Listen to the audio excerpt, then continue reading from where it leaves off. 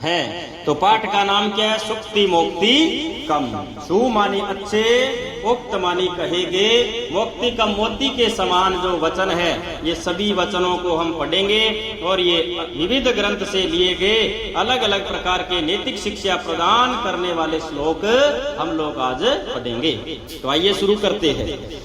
हाँ, प्रथम जो श्लोक लिया गया है वो हमारे यहाँ पर मनुस्मृति से लिया गया है।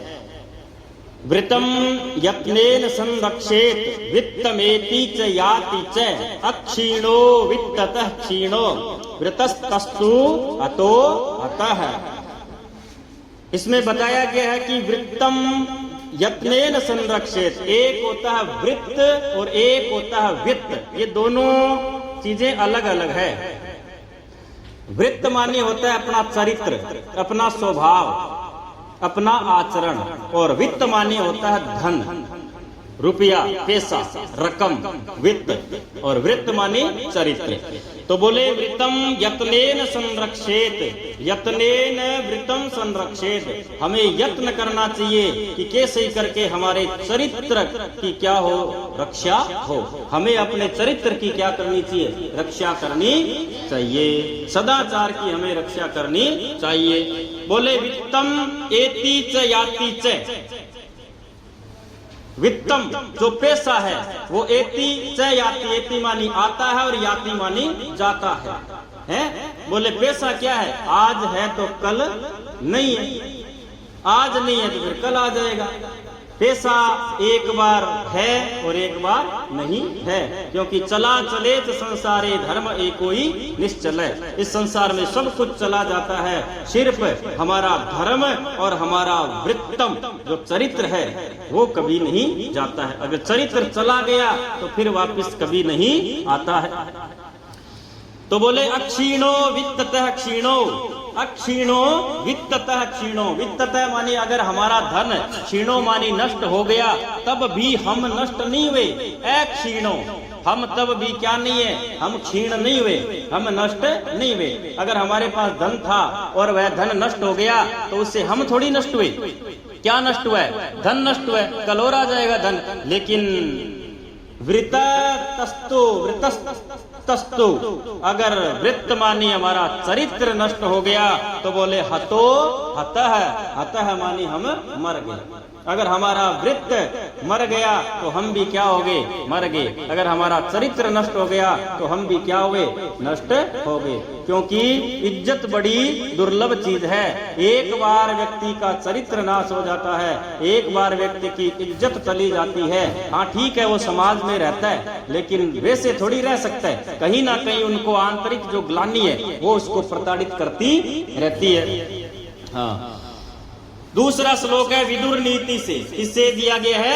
विदुर नीति से, महाभारत से लिया गया है। विदुर जी क्या कहते हैं? बोले श्रूयताम धर्म सर्वस्वम श्रुत्वा चैवावधार्यताम आत्मनः प्रतिकूलानि और परेशान समाचरे। विदुर जी कहते हैं कि श्रूयताम धर्म सर्वस्वम, हमें सभी प्रकार के धर्म को सुनना चाहिए। सभी जो धर्म है, जैसे हिंदू धर्म है, सनातन धर्म है, सभी प्रकार के जो धर्म है, हमको सभी धर्मों को क्या करना चाहिए? सुनना चाहिए। और बोले श्रुत्वा, सुन करके क्या करना चाहिए? च एव वधार्यताम, उसे हमें धारण भी करना चाहिए। यानी हम जो अच्छी अच्छी बातें सुनते हैं ना, वो अच्छी अच्छी बातें, अच्छी अच्छी आदतें हमारे जीवन में हमें क्या करनी चाहिए? धारण करनी चाहिए। आगे लिखा है कि आत्मनः प्रतिकूलानि, आत्मनः मानी जो हमें, प्रतिकूलानि मानी प्रतिकूल, जो हमें अच्छा नहीं लगता है। बोले परेशान, पर एसाम न सम आचरेत, परेशान न समाचरेत। पर मानी दूसरे के साथ, ऐसा मानी इस प्रकार आचरण हमें नहीं करना चाहिए। अरे हमें जो चीजें अच्छी नहीं लगती है वो हमें दूसरों के साथ नहीं करनी चाहिए। समझ में आया? तो ऐसी बात हमें कौन कह रहे हैं? विदुर जी कहते हैं। तीसरे श्लोक में जो चाणक्य है, चाणक्य नीति के द्वारा चाणक्य जी ने क्या कहा? बड़ी गजब बात कही है कि प्रिय वाक्य प्रदानेन सर्वे तुष्यन्ति जन्तवः और तस्मात् तदेव वक्तव्यम, वचने का दरिद्रता। प्रिय वाक्य प्रदानेन, हमें हमेशा के लिए अच्छे वचन बोलने चाहिए, अच्छे वचन प्रदान करने चाहिए। बोले क्या होगा उससे? सर्वे जंतवः तुष्यन्ति, उससे सभी प्रकार के मनुष्य क्या हो जाएंगे? खुश हो जाएंगे, प्रसन्न हो जाएंगे। अरे अगर हम अच्छा बोलेंगे तो तभी तो लोग खुश होंगे। तस्मात, इसलिए तद एव वक्तव्यम, इसलिए हमें वैसे ही वचन बोलने चाहिए। वचने का दरिद्रता, दरिद्रता मानी कंजूसी, कृपणता।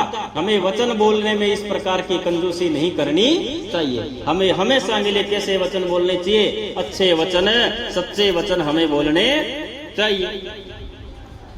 इसके बाद में चौथा श्लोक है, सुभाषित रत्न भांडागारम से लिया गया है। बड़ा अच्छा श्लोक है। इसमें परोपकार की महिमा के बारे में बताया गया है। क्या कहते हैं कि पिबन्ति नद्यः स्वयमेव नाम्भः, स्वयं न खादन्ति फलानि वृक्षाः, नादन्ति सस्यं खलु वारिवाहाः, परोपकाराय सताम विभूतयः। कि पिबन्ति नद्यः स्वयं एव नाम्भः, न अम्बः पिबन्ति नद्यः स्वयं। बोले नदी स्वयं अपना, पिबन्ति न अम्बः, बोले जल स्वयं नदी नहीं पीती है, नदी स्वयं अपना जल नहीं पीती है। और स्वयं न खादन्ति, स्वयं नहीं खाते हैं। कौन? बोले वृक्षाः फलानि, वृक्ष जो है वो स्वयं के फल स्वयं नहीं खाते, वो दूसरों को देते हैं। नदी स्वयं का जल खुद नहीं पीती। और बोले नादंती न अदंती, नादंती सस्यम खलु वारिवाहा, खलु मानी निश्चिंत, ऐसा मान करके चलो। बोले वारिवाहा, वारिवाह बोलते हैं बादलों को, बादल यहाँ पर जल देते हैं और उस जल से क्या होता है यहाँ पर? सस्यम, सस्य मानी फसल आदि होते हैं। तो बोले वो वारिवाहा न अदंती, वो नहीं खाते हैं, बादल नहीं खाते हैं। क्या नहीं खाते? बोले सस्यम, मतलब फसलों को स्वयं बादल नहीं खाते हैं। ठीक है। फिर कहा कि परोपकाराय सताम विभूतय, सताम मानी जो अच्छे व्यक्ति है, सज्जन पुरुष है, उन सज्जन पुरुषों का विभूतय, विभूतय मानी जो धन है, सभी सज्जन पुरुषों का धन क्या बताया गया है? परोपकाराय, पर उपकार, परेशान उपकार इति परोपकार, षष्ठी तत्पुरुष समास है ना, कि दूसरे पर किया गया उपकार ही क्या है? परोपकार है। ध्यान रखना, एक होता है परोपकार और एक क्या होता है?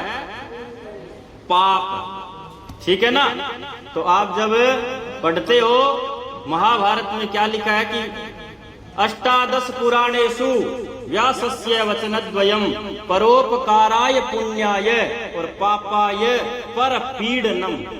अष्टादश पुराणेषु, अष्ट और 10 18, पुराणेषु माने पुराणों में, व्यासस्य वचनद्वयम्, महर्षि वेदव्यास जी के 2 ही वचन आपको मिलते हैं।